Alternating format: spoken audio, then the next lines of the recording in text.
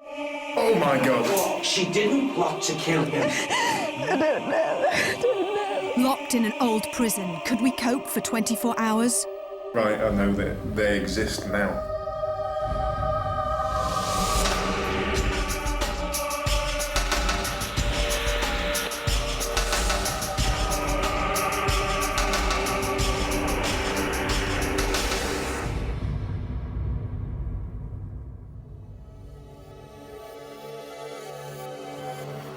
Hello and welcome to Most Haunted. We're in Derby, a city which calls itself the ghost capital of England.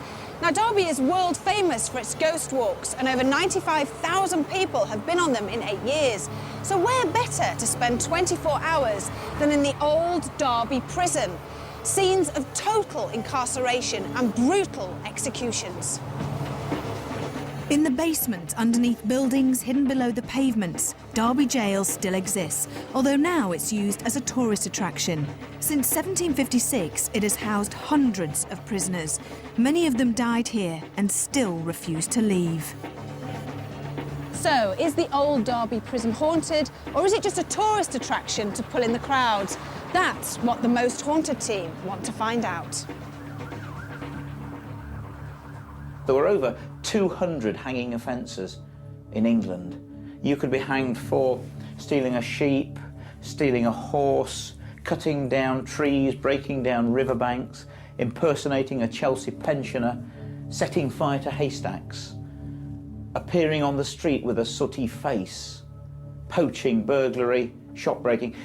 200 hanging offences. Execution was commonplace here, and many of the convicts were hanged right outside the prison. And I wonder whether any of the spirits are still hanging around. Now, of course, I am not going to spend the whole night in this prison on my own. You must be joking. I'll be too scared for that. So, of course, we've got the Most Haunted team. We've got Mark on Steadicam, Angle behind, and, of course, we've got the lovely Martin and the rest of the crew. Say hi. Hi. Where's Marcel? You always get really scared. There's a really funny atmosphere in there. It's quite oppressive, so I'm not looking forward to tonight, really. Go on, give us a smile. That should scare people.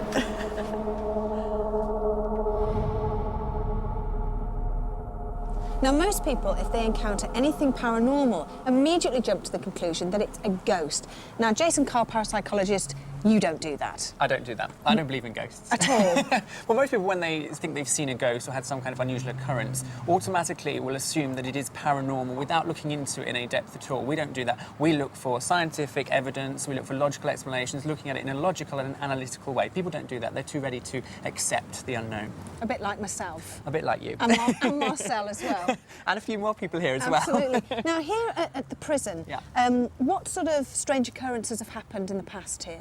Well, being a prison, it's associated with lots of unpleasant and negative feelings anyway. A lot of people obviously have spent a lot of time here in unpleasant situations and conditions waiting to die. So you're going to get that feeling when you go in anyway. You don't need to be psychic or in tune to get that. But people have seen ghosts here, smoky shapes, they've had things moving, they've had actually a ghost stood just where we are sat here in the garden, a man in a long leather sort of jerkin type of affair. There isn't any particular historical personalities that can be identified haunting here. It's really a selection of different characters. And what about, I know there's a connection, because isn't today supposed to be a pagan holiday? It is, yeah. Today is Imbolc, or Oimelc, and that is one of the 8 pagan festivals throughout the year. It's a Celtic festival, really, and it symbolises the change from winter into spring. So it's about rebirth, it's about happiness, growth, crocuses, rabbits, all the nice things coming back in from the winter. And Celtic pagan festivals are linked to supernatural and unusual phenomena, and there is statistically more unusual things happening around pagan festivals, so it might be interesting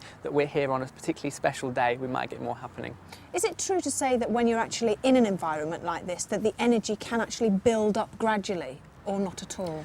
If you believe the energy is there at all, then the theories state that yes, when there's lots of people around, more things happen when the energy is built up. Now, we know from studies that when people are in a group having fun or working or doing anything really, just being active, that more things happen. If you sit around waiting, we've said this before, waiting for the ghost to appear, nothing happens. So the energy, if you believe that, is probably building as we speak. What's this thing called ectoplasm? Ectoplasm, yeah. Well, ectoplasm is, it derives actually from a Greek word, or 2 words, ektos ectoplasm plasma, which literally means exteriorized substance.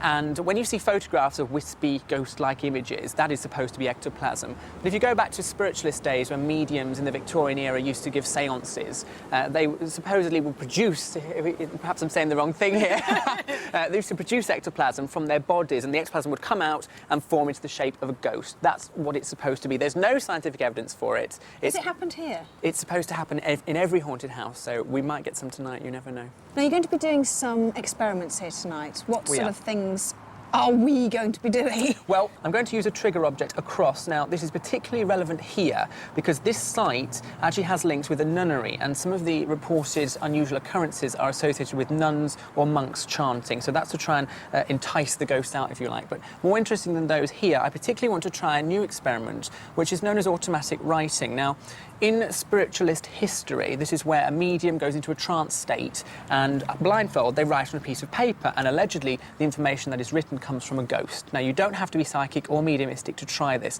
and I'd like yourself and perhaps a couple of members of the crew to do this in each of the cells, separate. Are we all And, happy to do that? Nobody's putting their hand up. Well, if we can do it, it'd be interesting, I think, to look at the different things that come out and see if they correspond to anything historical. So I think that will be very interesting and very relevant here because we can put you separate.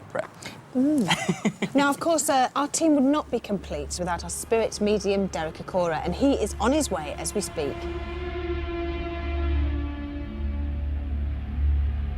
You stood on the back of a cart,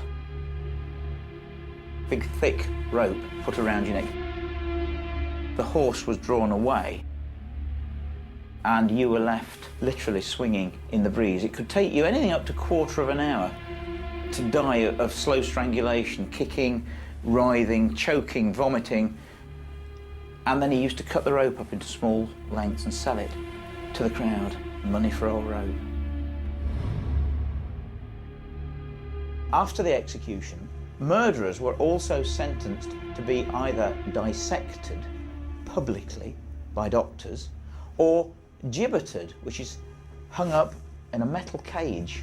Your body was tarred and you were hung near the scene of the crime and left to rot, and for the crows to pick at your eyes and your bones to bleach. And of course, you see, in those days, as today, we all crave a decent burial. And people were terrified of not having this burial and their body not being whole. So, of course, they believed that on the Day of Judgment, if their body wasn't whole and their soul wasn't, and they'd rot in hell forever. Some people, of course, tried to take their own lives. And here, in this building, two brothers, burglars, the Jones brothers, actually committed suicide inside one of these cells the night before their execution. And this was the terrible, terrible torment of these poor, unfortunate people that occupied these cells here.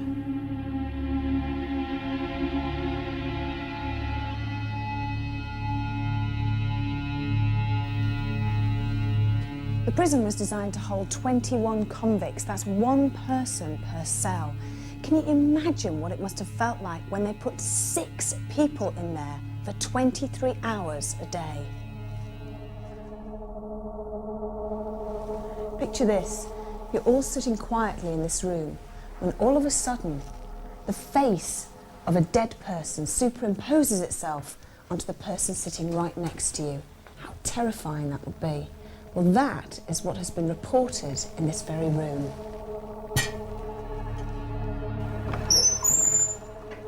All of the cells run off this main passageway where ghostly figures are often seen.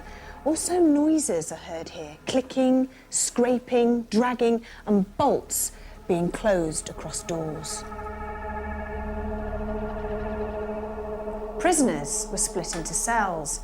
Felons, debtors, and women. But it's in this particular cell that a lot of paranormal activity has been reported. Strange, shapeless mists, streaks of light, and the noise of something turning over on the straw bed. I've been doing ghost walks around the city of Derby for the last 9 years. And people used to say, will we see a ghost? And I used to say, no, not on a commercial ghost walk, until I took this building over. And the number of people that have had for want of a better word, experience as ghostly ones in here.